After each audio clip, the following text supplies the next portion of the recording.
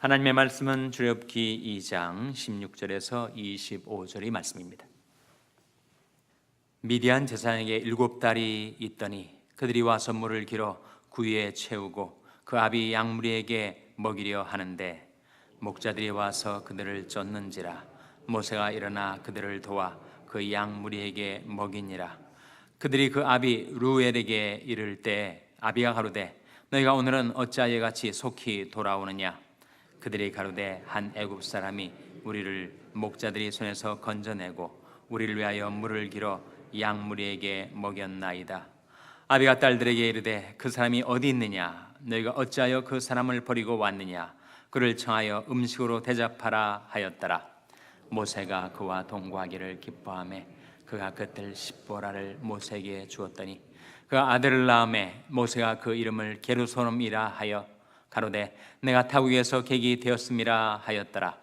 여러 해 후에 애굽 왕은 죽었고 이스라엘 자손은 고역으로 인하여 탄식하며 부르짖으니 그 고역으로 인하여 부르짖는 소리가 하나님께 상달한지라. 하나님이 그 고통 소리를 들으시고 아브라함과 이삭과 야곱에게 세운 그 언약을 기억하사 이스라엘 자손을 권념하셨더라. 아멘. 할렐루야. 저에게 평강의 복을 기원하는 마음으로 샬롬 인사 나누시기 바랍니다. 샬롬. 샬롬. 오늘도 금요 새벽 기도에 잘 나오셨습니다. 오늘 금요 모임이 저녁 시간에 있습니다. 내일이 Veterans Day 공휴일이어서 우리 자녀들의 금요 모임은 오늘은 하루 쉽니다. 그러나 우리 작년 금요 찬양 예배는 오늘도 계속됩니다. 여러분 가운데 정말 하나님께서 은혜와 축복을 주셔서 즐거움이 있으신 분들은 하나님 앞에 나와 찬양으로 영광 돌리시기 바랍니다. 또 고난을 통과하고 계신 분이 계시다면 하나님 앞에 나와 마음껏 부르짖어 간구하는 시간이 되시기를 바랍니다. 금요 찬양 예배 나오셔서 함께 찬양하고 기도할 수 있게 되시기를 바랍니다. 오늘 본 말씀에 보면은 모세가 미디안 광야에 도망자 신세가 되어서 그야말로 바로가 모세를 잡아 죽이려고 하니까 거기서 피신해서 미디안 광야에 정말 정처 없이 나그네 생활을 하게 되었는데 모세가 워낙 신앙이 있고 또 전성적으로 선한 사람이어서 그 우물가에서 힘없고 연약한 여성들을 도와주고 친절을 베푼 것이 계기가 돼서 미디안 제사장 가문과 결국은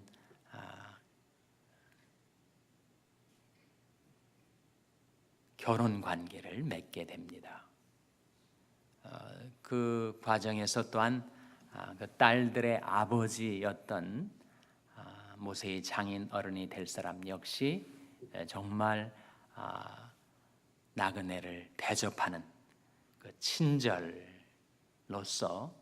친절과 친절이 만남으로써 모세와 십보라가 결국은 결혼을 하게 되죠.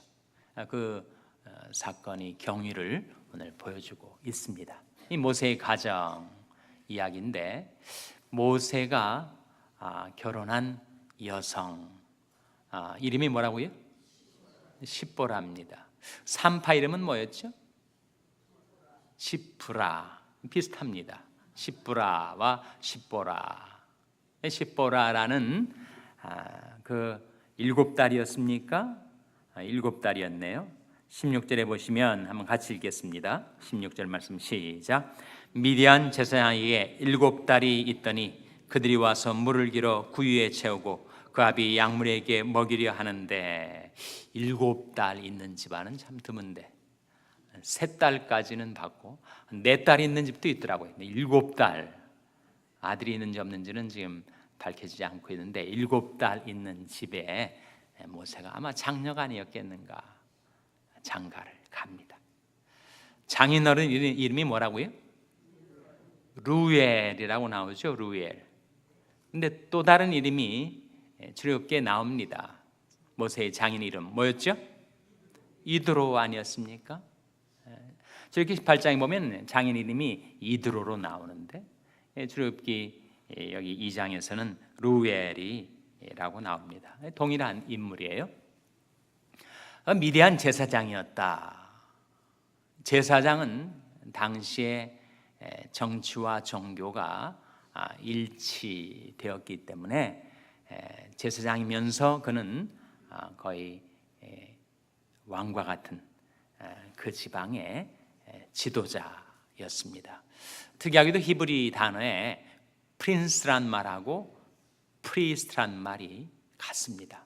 동일한 단자를 놓고 어떤 때는 문맥에 따라서 프리스트, 제사장이 되기도 하고 프린스, 방백, 왕자 이렇게 번역이 되기도 합니다. 그래서 이 미디안 제사장이었던 루엘, 이드로 그가 누군가? 그가 이방신을 섬기는 제사장인가? 아니면 여호와 하나님을 경외하는 제사장인가? 우리가 출애굽기 이야기를 계속 보면 알게 되듯이 하나님을 경외하는 하나님께 대한 신앙이 있었던 이드로 그 장인 그런 장인을 만나게 된 거죠. 그리고 십보라와의 결혼 관계에서 자녀를 낳는데 몇 명을 낳죠? 2아들을 낳습니다. 2아들. 오늘 본 말씀에는 한 아들만 나와 있는데 이름이 뭐라고요? 게르솜. 게르솜이 뜻은 뭡니까? 객이라는 뜻입니다. 객. 타국에서 낯선 지방에서 나그네 된 것을 가리켜서 게르솜이라고 해요. 둘째 아들 이름이 출애굽기 18장에 나오는데 둘째 아들 이름은 뭐예요? 엘리에셀이라는 이름입니다. 엘리에셀이라는 말은 엘리, my God. 에셀은 바로 도움 아닙니까? 나의 하나님이 도움이 되셨다. 그런 뜻의 이름을 모세가 자기가 낳은 2아들에게 지어줘요. 자녀들이 이름을 짓는 것은 그의 신앙관, 그의 인생관을 보여줍니다. 한번 실제로 보시기 바랍니다. 출애굽기 18장 3절 4절 말씀 한번 보시기 바랍니다. 같은 출애굽기입니다. 출애굽기 18장 3절 4절 말씀 우리 찾아서 한번 같이 읽겠습니다. 출애굽기 18장 2절부터 보시면 모세의 장인 이드로가, 여기는 이드로라고 이름이 나오죠. 오늘 출애굽기 2장에서는 루엘이라고 나왔던 동일한 인물입니다. 모세의 장인 이드로가 모세가 돌려보냈던 그의 아내 십보라와 3절 말씀 한번 같이 읽겠습니다. 시작. 그 2아들을 데렸으니 그 하나의 이름은 게르솜이라. 이는 모세가 이르기를 내가 이방에서 객이 되었다 하며 4절도 하나의 이름은 엘리에셀이라. 이는 내 아버지 하나님이 나를 도우사 바로의 칼에서 구원하셨다 함이더라. 2아들을 낳고 하나는 게르솜, 하나는 엘리에셀이라고 지었는데 그 뜻은 객이란 뜻과 나의 하나님이 도움이시다 그런 뜻을 지니고 있어요. 정말 모세의 인생관, 자기의 지금까지 살아온 삶의 총요약과 같은 그런 이름이죠. 모세는 정말 객이었습니다. 이스라엘 자손으로서 애굽 땅에서도 객이 되었고 애굽의 왕자로서 정통 맥을 잇는 것 같더니만 거기서 쫓겨나서 미디안 광야에서도 객이 되었고 사실은 우리 인생이 다 나그네 아닙니까? 그래서 베드로전서 2장에 보면 그런 말씀이 나옵니다. 사랑하는 자들아 나그네와 행인 같은 너희를 권하노니. 우리는 나그네, 우리는 행인. 이 세상은 내 집 아니네. 우리가 영원히 이 세상에 살 곳이 아니고 우리는 본향 찾아가는 나그네, 순례자입니다.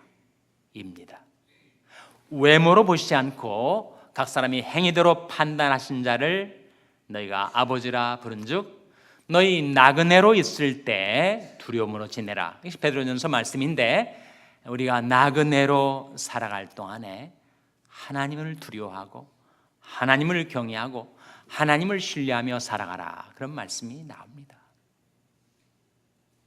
우리는 정말 우리 고국에서 떠나 미국에서 살고 있으니 객이 된 것이고, 그리고 우리 본향 찾아 가는 순례자들로서 우리는 분명히 이 세상에서 나그네 인생을 살고 있습니다. 모세가 자기 인생이 그러하다 하는 것을 생각하면서 첫 아들 이름을 게르솜 붙여준 거죠. 둘째 아들 이름 엘리에셀, 뜻은 나의 하나님이 도움이 되셨다.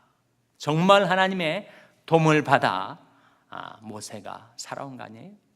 출생의 비밀을 우리가 알듯이 정말 태어나자마자 목졸라 죽임을 당할 뻔했는데, 갈대 상자에 넣어서 또 물에 익사할 뻔했는데 거기서 또 건짐을 받고, 또 바로 왕이 칼날이 그를 노렸지만 또 거기에서 도움을 받고, 모세의 지금까지 살아온 일생, 또 앞으로 살아갈 일생도 정말 나의 하나님이 도움이시다, 그 일생의 유학이라고 할 수 있죠. 근데 이것은 사실은 우리도 마찬가지. 우리가 지금까지 살아온 것도 하나님이 나의 도움이 되셨기 때문이고, 우리가 살아갈 인생도 하나님이 나의 도움이 되셔서 우리가 살아가게 되는 거 아닙니까? 하나님은 우리 피난처시오 힘이시니 환난 중에 만날 큰 뭐라고요? 도움이시라. 하나님은 나의 도움. 새벽에 하나님이 도우시리로다. 그래서 우리가 이 새벽에 하나님 앞에 나와 하나님의 도움을 바라고 기도하고 있는 것 아닙니까? 그래서 모세가 하나님의 섭리 가운데, 물론 모세도 친절했고 장인어른도 친절했지만 친절과 친절이 만나는 이 결혼 관계 속에서 하나님의 섭리, 하나님의 인도하시는 손길이 역사해서 가정을 이루고 두 아들을 낳고, 그리고 양들을 치면서 목동 생활을 하게 된 것입니다. 몇 년 동안 한 거죠? 오늘 본문에는 나오지 않지만 모세가 120년을 살았는데, 언제 히브리 노예들을 해방시키라 하시는 하나님의 명령을 모세 몇 세 때 받았죠? 80세 때 받지 않았습니까? 그러니까 40세까지 애국 궁궐에서 성장하고, 그리고 80세에 부름받아서 40년 광야 생활 이스라엘 백성을 끌고 살아갔으니, 하나님의 부르심을, 내 백성을 가게 하라는 하나님의 명령을 받은 것은 모세 나이 80세 때. 그러니까 40년 동안을 미디안 광야에서 가정을 이루고 양들을 치고, 그야말로 세상에 아무런 희망도 기약도 없는 그야말로 소시민과 같은, 아무도 모세의 장래에 대해서 그가 장차 위대한 히브리 민족의 구원자로 등장하게 될 것을 아무도 예상치 못했다는 것이죠. 그러나 그 일상 속에서 하나님은 모세를 연단하시고 준비시킨 것입니다. 가정생활 속에서 그 인격을 다듬으시고, 또 양들을 치면서, 양들이 순할지 몰라도 고집도 세고 말귀도 잘 몰아듣고 근시안이어서 그냥 뿔뿔이 흩어지고 그렇게 양치가 어렵다고 하지 않습니까? 그 양들을 기르면서 모세가 온유함을 배운 거죠. 민수기 12장에 나오듯이 이 사람 모세는 그 온유함이 온 지면에 승하더라. 모세가 정말 혈기방장해가지고 그 불의한 일을 참지 못하고 분격해서 사람을 죽인 것 때문에 결국은 도망자가 되었던 그 모세. 그러나 장차 이스라엘 민족을 이끌고 40년이 광야 생활을 해나가는 데 있어서 가장 필요했던 것은 애굽의 학문도 아니고 애굽의 무술도 아니고 그것은 바로 온유함이었습니다. 하나님께서 이렇게 정말 버려진 인생과 같았던 모세의 삶 속에 하나님께서는 장차 이루실 구원의 역사를 위해서 모세를 차근차근 준비시켜 주신 것이죠. 때가 이르자 이스라엘 민족의 고통과 괴로움이 한계에 도달하게 된 것입니다. 23절 말씀이죠. 23절 말씀 같이 읽겠습니다. 시작. 여러 해 후에 애굽 왕은 죽었고 이스라엘 자손은 고역으로 인하여 탄식하며 부르짖으니 그 고역으로 인하여 부르짖는 소리가 하나님께 상달한지라. 너무 괴로워서 너무 고통스러워서 자기도 모르게 탄식과 울부짖음, 그 소리가 하나님께 상달되었다. 그래서 하나님께서 어떻게 하셨는가? 24절 말씀, 24절 25절 같이 읽겠습니다. 시작.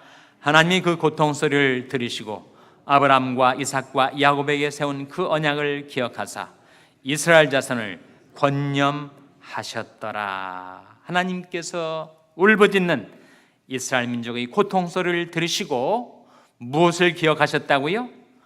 언약을 기억하셨다. 아브라함과 이삭과 야곱, 그 이스라엘 민족의 조상들과 세우셨던 하나님의 언약을 기억하셔서 이스라엘 자손을 권념하셨다. 돌아보셨다. 그들을 구원하시기로 작정하신 거죠. 하나님의 구원은 부르짖는 자에게 임합니다. 출애굽기를 통해서 우리가 계속 발견하게 될 텐데, 모세가 부르짖었더니 하나님께서 응답하셨다. 모세가 부르짖었더니 하나님께서 역사하셨다. 계속해서 나오는 말씀. 하나님은 하나님의 백성들의 부르짖음에 귀를 기울이시고 그들을 고통과 괴로움 속에서 건져주시는 구원의 하나님. 그런데 하나님이 구원의 역사를 이루실 때 무엇을 기억하셨다고요? 바로 언약을 기억하셨다. 하나님은 언약의 하나님, 하나님은 신실하신 하나님, 우리와 세운 언약을 하나님은 늘 기억하십니다. 우리는 누구와 약속을 하고도 잊어버리기를 잘하는데 하나님은 우리와 어떤 언약을 세우셨으면 그 언약을 늘 기억하고 계십니다. 그래서 이스라엘 민족이 도탄에 빠져 있을 때 하나님은 아브라함과 이삭과 야곱과 세우셨던 언약을 늘 기억하고 계시다가 그들의 부르짖는 소리를 들으시고 그들을 구원하시려 임하신 것입니다. 이스라엘 민족은 혈통상 그 조상이 아브라함, 이삭, 야곱이었지만 우리는 어떤 언약을 기억하셔서 하나님께서 우리를 구원하시는가? 우리는 예수 그리스도와 세우신 언약을 기억하시고 우리를 구원하십니다. 구체적으로 어떤 약속을 말합니까? 사도행전 16장 31절에 주 예수를 믿으라. 그리하면 너와 내 집이 구원을 얻으리라. 하나님의 말씀을 통하여 우리와 세우셨던 언약, 주 예수를 믿으라. 그리하면 너와 내 집이 구원을 얻으리라. 그 언약을 하나님은 늘 기억하고 계십니다. 땅끝의 모든 백성아, 나를 앙망하라. 그리하면 구원을 얻으리라. 그 언약을 하나님은 기억하고 계세요. 누구라도 시험과 죄악과 환난에 빠져 고통 속에서 하나님께로 돌이켜 하나님을 앙망할 때, 하나님을 바라고 의지할 때, 그때 하나님은 우리를 구원하신다고 약속하셨습니다. 언약 아닙니까? 나를 앙망하라, 그리하면 구원을 얻으리라. 하나님의 언약입니다. 또 한 가지 언약을 상기시켜 드립니다.